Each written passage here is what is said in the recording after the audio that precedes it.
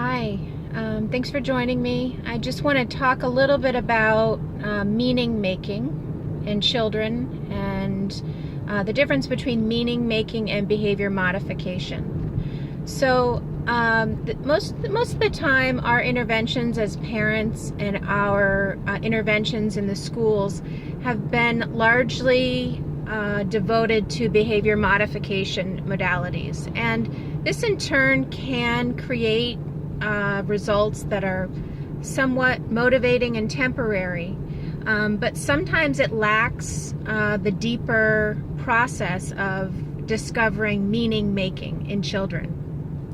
And in alternative psychology, there's a term that is often used to describe qualitative studies, where we're not just looking at dependent and independent variables, we're looking at actually the quality of responses and themes within that data that give us some more information about someone's or a child's opinion or experiences, how they make meaning of an event or a memory.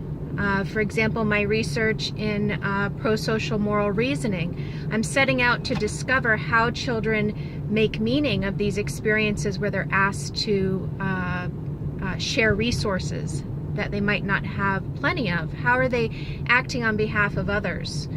So I want to talk a little bit about meaning making and how important it is for teachers and parents to acknowledge this in children and to take steps to investigate how they make sense of their experience. So meaning making is really how they reference the norms and the values in their communities, in their subcultures, their culture at school, their culture within their family context. What would the expectations, the rules of engagement be based on the adults or those that they respect within those circles? Peers can also influence the way a child experiences an event or remembered event. And why this is so important is because sometimes if a child makes a mistake or uses a behavior that's not preferred or favorable by an adult, we say that was bad, that was the wrong choice, this is your consequence.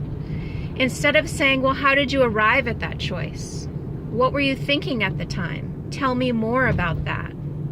How did you arrive at that decision? What did you think was going to happen if you did make that choice? And what would have happened if you didn't make that choice? And I think this type of dialogue is really important for kids. And I would encourage parents and teachers to use that dialogue as much as possible, rather than the bad, good dialogue, or you did it right or you did it wrong dialogue, or this is the way it is, it's kind of my way or the highway.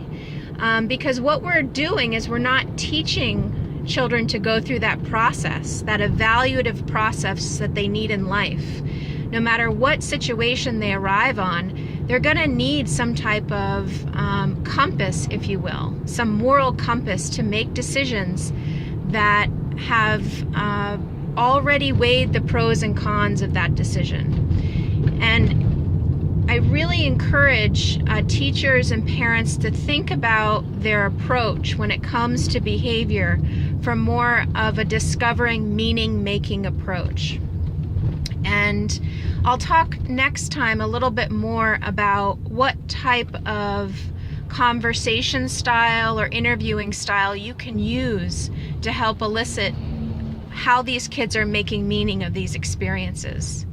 And as a parent and as an educator, within this space of conversation, this dialogue, you have a lot of influence on how they begin to construct their meaning in everyday life, how they make meaning of these relationships with peers, relationships with teachers, relationships with family, relationships with their siblings, just through paying attention to how they're arriving at the decisions that they're making.